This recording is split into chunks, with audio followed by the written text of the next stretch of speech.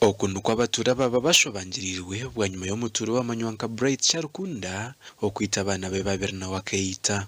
Abana bato bamanyisibwa ngo mwene Eden ni musimu w'emyaka 13 hamwe na mugenzi we w'amanyaheri Ethan w'emyaka 8.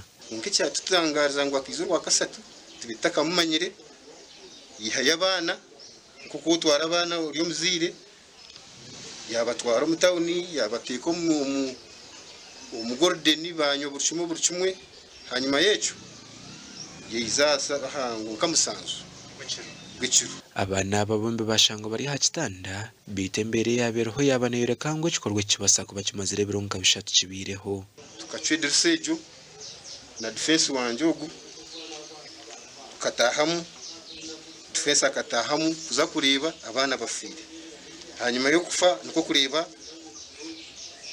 umugenzi na wayihanikire. Robert Kashija orisha w'umugenzi uko ziri kikorwa iki nta kigekera ubutabankubire uryo mukayo mutabani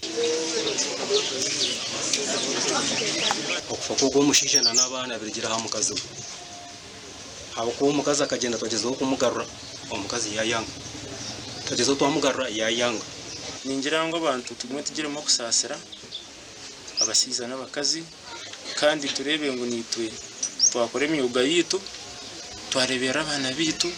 Abe byo kwerinda bwa nyuma yo kwetegereza mbera batwara imibiri y'abagenzi ahirwa ryaroho kongera kucebera bitubajumire kikorwa iki. Mureke twego kurkonsiringa twego kubuza ishenga zo mutima habo kuba this act is condemnable, we don't allow it. Nango n'ubukwa kuba katonyeze kugira ngo umuntu yakoresha bi oshimekwa no muteganisa. Gasha kwa Timothy Mushabe.